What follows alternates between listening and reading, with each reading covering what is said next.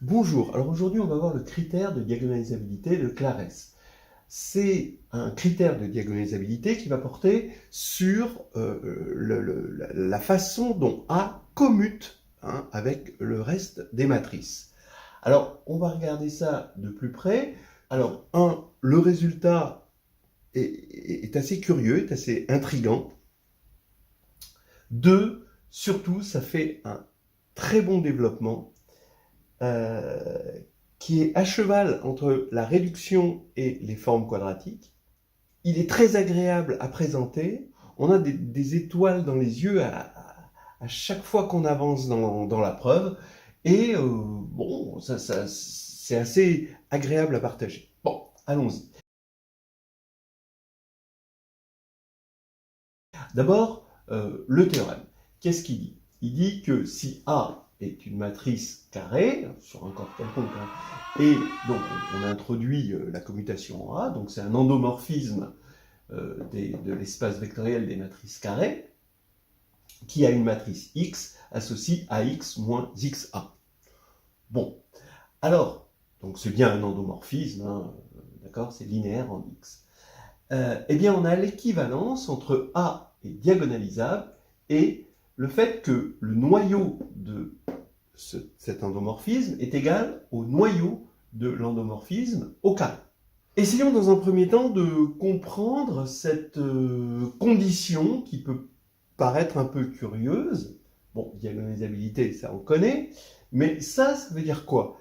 Donc, comme on le disait, comme A est un endomorphisme de l'espace des matrices, qu'est-ce que c'est que ker de comme A? C'est le sous-espace des matrices qui commutent avec A. On sait que le noyau, ici, pour un endomorphisme, il est toujours inclus dans le noyau de l'endomorphisme carré. Ça, ce sera clair. Mais la réciproque, ça veut dire que si, en appliquant deux fois, c'est-à-dire j'applique comme A une première fois, et si j'applique une deuxième fois comme A, et si là j'obtiens 0, alors c'est que déjà à la première fois c'était nul. Donc ça veut dire que mon élément commutait avec A. D'accord? Donc en gros, on pourrait dire grossièrement, si je commute deux fois avec A, alors je commute simplement avec A. Bon. Alors, ouais, on peut encore avoir une autre interprétation. D'abord, avec des valeurs propres de comme A. On sait que 0 est valeur propre de comme A, parce que toute matrice commute avec des éléments. Vous prenez identité, ici, ça va faire 0. Donc ça veut dire, et identité est non nulle. Donc ça veut dire que ce noyau, lui, il est jamais nul, quel que soit A. Il est plus ou moins grand, mais en tout cas, il n'est jamais nul. Maintenant, à partir de là, ça veut dire que 0 est valeur propre de comme A. Maintenant, quand 0 est valeur propre de comme A, on peut s'intéresser aux noyaux emboîtés. Et bien, les noyaux emboîtés, c'est juste, ça s'emboîte pas beaucoup, quoi. Ça reste fixé au sous-espace propre. Ce qui veut dire que pour la valeur propre 0, alors bon, on va le dire savamment, le sous-espace caractéristique associé à la valeur propre 0, qu'on appelle couramment K indice 0, est égal à l'espace propre, donc K indice 0 est égal à E0. Voilà comment ça s'interprète. Alors ça peut se dire encore autrement, c'est-à-dire que le polynôme minimal de comme A, il a forcément 0 comme racine, puisque là il y a un noyau, il y a un vrai espace propre, et une valeur propre, mais 0 est racine simple. Donc on est sûr que donc A est diagonalisable, si seulement si, en gros, le polynôme minimal de A possède 0 comme racine simple. Bon, voilà.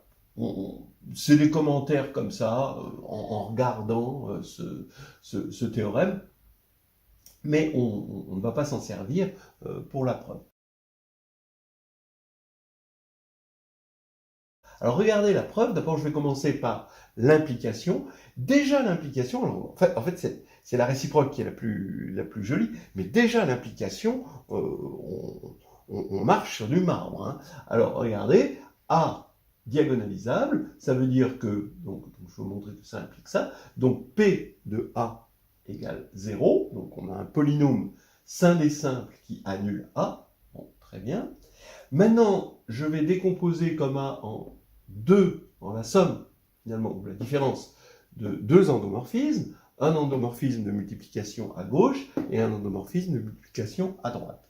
Donc, j'appelle LA, L comme left, l'endomorphisme de multiplication à gauche.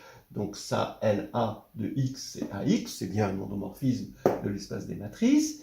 Eh bien, quand vous mettez à la puissance K, donc vous, par exemple, vous faites LA au carré, bah, bien sûr, de X, ça va être A de AX, donc ça va être A carré de X par associativité. Et par récurrence, LAK de X, c'est L indice AK de X. Voilà. C'est assez simple, c'est juste de l'associativité et une petite récurrence. Donc maintenant, je vais faire des combinaisons linéaires de toutes ces égalités pour K. Et donc ça veut dire que ici, je vais avoir un polynôme en faisant des combinaisons linéaires en LA. Et ici, je vais avoir L du polynôme en A. Voilà. Ce qui veut dire que P de LA de X, maintenant, pour ce P particulier, eh bien, il est égal à L de P indice A de X, d'après ce qu'on a dit, mais L de P indice A ça fait 0, donc multiplié par 0, ça fait 0, donc ici, ça fait 0. Ce qui veut dire que P de LA est l'endomorphisme nul des matrices, donc LA est également annulé par un scindé simple, ce qui veut dire que LA est diagonalisable. De la même manière, RA, c'est exactement la même chose, est diagonalisable. Et maintenant, on remarque que LA rond RA, c'est égal à RA rond LA. C'est-à-dire que ces deux endomorphismes commutent. Eh bien, oui, c'est presque évident, c'est de l'associativité. Quand vous faites RA rond LA de X, ça veut dire que vous commencez par LA, donc multiplié à gauche, puis vous multipliez à droite. Bon, ben, c'est pareil que quand vous commencez par multiplier à droite et ensuite vous multipliez à gauche. Ça, c'est l'associativité. Donc, cette commutation ici n'est rien d'autre qu'un effet de l'associativité. Assez curieux. Bon, alors maintenant, bilan des courses. LA et RA sont diagonalisables et commutent. Alors, c'est quelque chose de très standard, hein, que LA et RA sont diagonalisables dans une base commune. C'est ce qu'on appelle le théorème de codiagonalisabilité. Probablement le plus long mot de l'histoire des mathématiques. Si vous en avez un plus long, vous me l'envoyez. Alors maintenant, étant donné qu'ils sont codiagonalisables, eh bien, la somme, vous êtes dans cette base de codiagonalisation, eh bien, LA moins RA va être diagonale, puisque c'est la somme de deux diagonales. Bon. Donc ça veut dire, comme il existe une base sur laquelle comme A est diagonale, ça veut dire que comme A est diagonalisable. Voilà. Extraordinaire, on a montré que comme A était diagonalisable. C'est pas fini. Bon, ben maintenant, ça, c'est quand même un standard pour tous les endomorphismes. Quand un endomorphisme est diagonalisable, alors ben, on va toujours avoir que ces sous-espaces propres sont égaux aux sous-espaces caractéristiques. Bon, mais on peut le faire. Je vais vous donner une méthode que je trouve assez mignonne. Ici, comme l'endomorphisme forcément stabilise, puisqu'il commute avec comme A carré, hein, bien sûr, eh bien, il stabilise le noyau. D'accord ? On va avoir un induit. L'induit, forcément, comme on est sur K comme A carré, eh bien, son carré va être nul. Donc, il est nilpotent. Or, comme A est diagonalisable, donc tout induit d'un diagonalisable reste diagonalisable, puisqu'il est annulé par le même polynôme scindé simple que lui.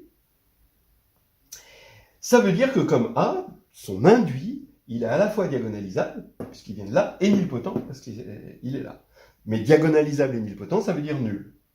Voilà. Donc, ça veut dire que il est nul si l'induit est nul là-dessus.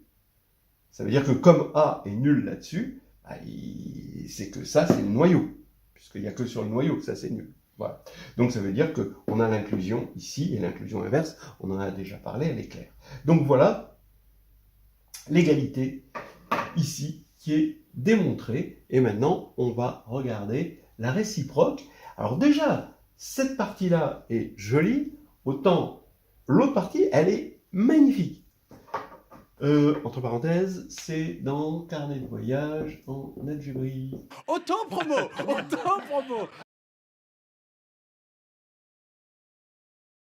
Alors, je fais quand même une petite, pour la réciproque, hein, qui est magnifique. Hein, voilà. Je fais quand même, je rajoute une petite hypothèse que j'ai oublié de dire tout à l'heure, c'est que c'est diagonalisable sur K-bar, sur une clôture algébrique. Ou si vous préférez, pour que la réciproque soit vraie, il faut travailler sur un corps algébriquement clos ici.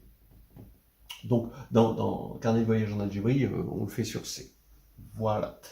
Alors, bon, mais c'est joli quand même. Alors, allons-y. D'abord, on commence par un rappel pour la réciproque. C'est cette forme trace, qui est une forme bilinéaire symétrique, non dégénérée. Donc, je m'explique. Hein, sur Mn de K, croix Mn de K, à AB, on associe dans K trace de AB. C'est une forme. Elle est linéaire à gauche, linéaire à droite.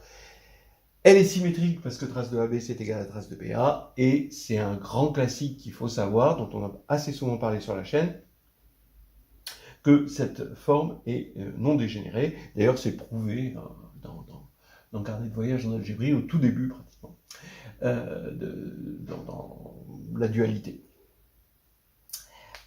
Maintenant, une fois qu'on sait ça, donc on va admettre ceci, et qui est un grand classique, et on va le faire en 3 étapes. C'est-à-dire, première étape, on montre que à partir du moment où on a cette égalité-là, dans un premier temps, avant d'arriver à la diagonalisable, on montre que l'intersection ker comme A inter im comme A est égale à 0. Donc ça, c'est assez classique, c'est vrai pour tout endomorphisme, que dès qu'on a ça pour un endomorphisme, ben, on a ça. C'est réciproquement.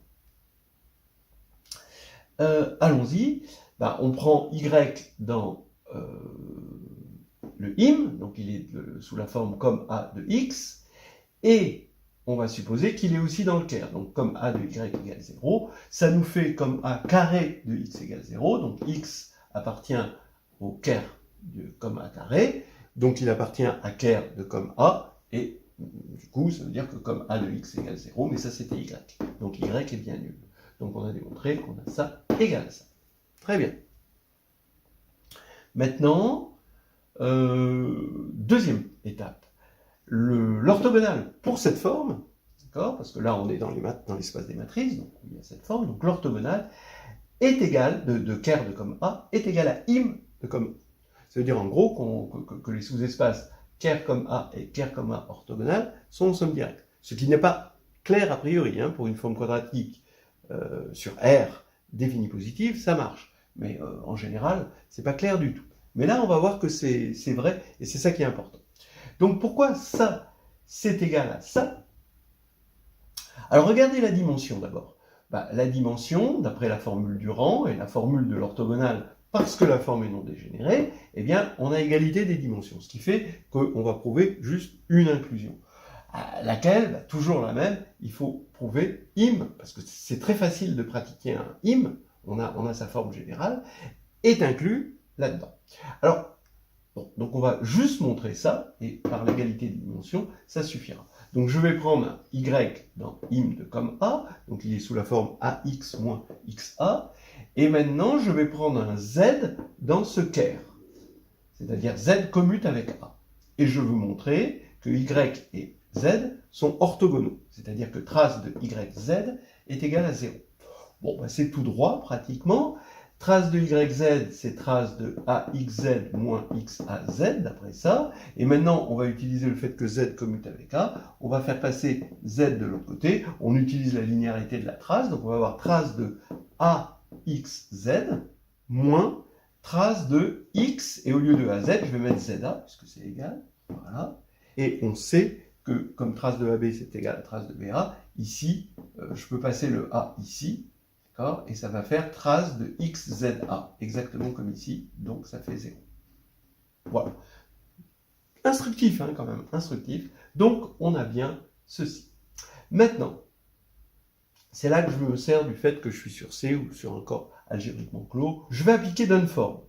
D'accord? Donc, quitte à être dans une extension où mon polynôme caractéristique est scindé, eh bien, je peux appliquer Dunford. J'ai A égale D plus N, d'accord, d'après Dunford. Et montrer que c'est diagonalisable, ça revient à montrer que N est égal à 0. Eh bien, je vais montrer que N est dans l'intersection de ker comme A et im comme A. Et dans ce cas-là, il sera nul. Alors, pourquoi il est dans ker comme A? Alors ça, c'est bien connu. On sait que N commute avec A. Pourquoi? Parce que dans Dunford, on a comme codicile de Dunford que N est un polynôme en A. Voilà. Donc N commute avec A, ça c'est clair. Maintenant, il faut surtout montrer qu'il est dans im de comme A. Mais ça c'est difficile. Or, là, on a une façon facile de le voir. Il suffit de montrer que N est orthogonal à n'importe quelle matrice qui commute avec A. Donc je vais prendre une matrice Z qui commute avec A, et il faut que je montre que trace de NZ égale 0. Mais oui, mais regardez, comme Z commute avec A, ben, Z commute avec n'importe quel polynôme en A. Donc Z commute avec N. Mais N est nilpotente. Donc NZ puissance K, si N puissance K égale 0, ben NZ puissance K, comme N et Z commutent, ça fait N puissance K, Z puissance K, donc ça fait 0. Voilà. Et donc ça veut dire que NZ est nilpotente. Comme NZ est nilpotente, ben, toutes ces valeurs propres sont nulles, la trace est nulle, et donc on a bien ce qu'on voulait. Donc N égale 0, donc A égale D, et A est diagonalisable. Voilà. Donc ça fait une jolie chose que vous pouvez la faire juste sur C, hein, et déjà c'est magnifique. Voilà, donc en conclusion, un critère de diagonalisabilité, résultat tout de même assez intrigant, voilà, assez joli, que la diagonalisabilité repose là-dessus, c'est quand même assez agréable, mais surtout une preuve que je trouve vraiment parfaite, quoi. Elle avance ses jalons, elle met ses pierres comme un maître de Go, quoi, hein. Là, il n'y a pas une tâche, quoi. Magnifique. Et c'est dans Carnet de voyage en algébrique en plus, ce qui ne gâche rien. Autant promo.